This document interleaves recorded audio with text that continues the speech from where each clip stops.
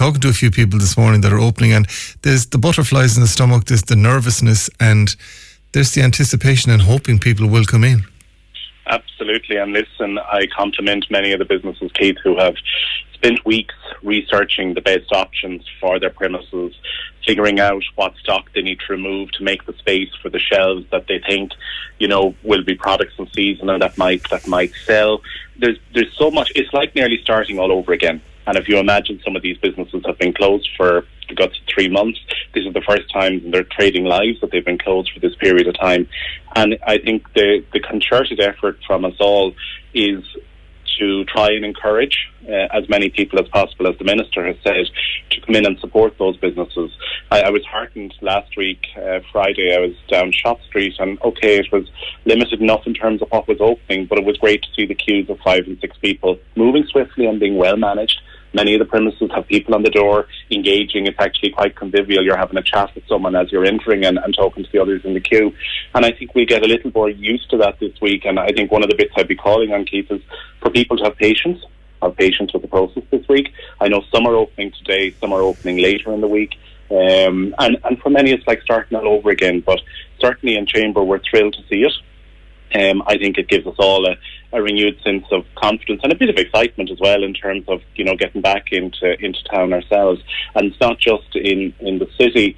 I know, even looking at posts from Clifton last night and from Ballinasloe, right across the county, many people are nervously going through this stage today. And listen, it's a good news story. And I think anyone at home just have the confidence to know that, and we've done a lot on social this morning in Chamber around supporting local businesses no more than yourselves. And it's really about calling out that they've made such an investment in terms of trying to still create that brilliant customer experience and keep you safe.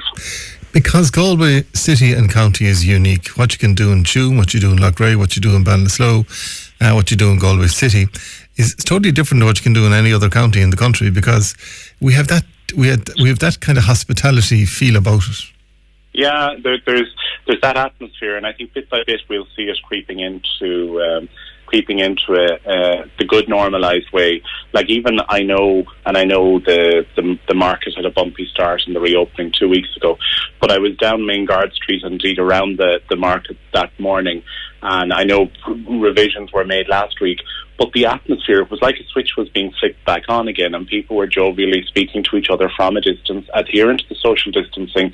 But I think the wonder of Galway as opposed to Limerick, Cork or Dublin is we are a city, but we have that town feel about us. And, I think I would ask and encourage your listeners to just take that chance of going back in. Wear your masks if you want. Some are, some aren't. Do the sanitisation on entrance to stores. But again, you can't help, and I couldn't myself, even on Friday evening down Shop Street, you can't help but smile at seeing some degree of normality coming back. And I think that it's important that the retailers get supported this week, and that people build that bit of confidence coming back into town. And then keep in 3 weeks' time, we're going to the next phase, and that hopefully we'll see the cafes, the restaurants reopening, and again that stage process of creating an atmosphere, creating an experience. Because remember, people shop and people go where they feel regarded, where they can smile, where there's a positive experience. And I think it's important that we ease back into that this week. I suppose the elephant in the room for a lot of people is the financial institutions that they may be with. Are the financial institutions playing ball with people who want to reopen and have a genuinely strong business plan? I think, to be fair, they have, from day one, once this happened, and remember this was cataclysmic for us all, at the beginning, within the first week, the financial institutions, certainly the leadership at the local level of AIB, Bank of Ireland and Ulster, sat around a virtual table with ourselves and the business communities. And the one thing I have to say in fairness was there was an openness to say we know what it is we need to do. We're not sure are the systems up to date and the processes up to date to try and support business. But what we found, Keith, within a couple of weeks is the deferrals of facilities were in place and were being put in place.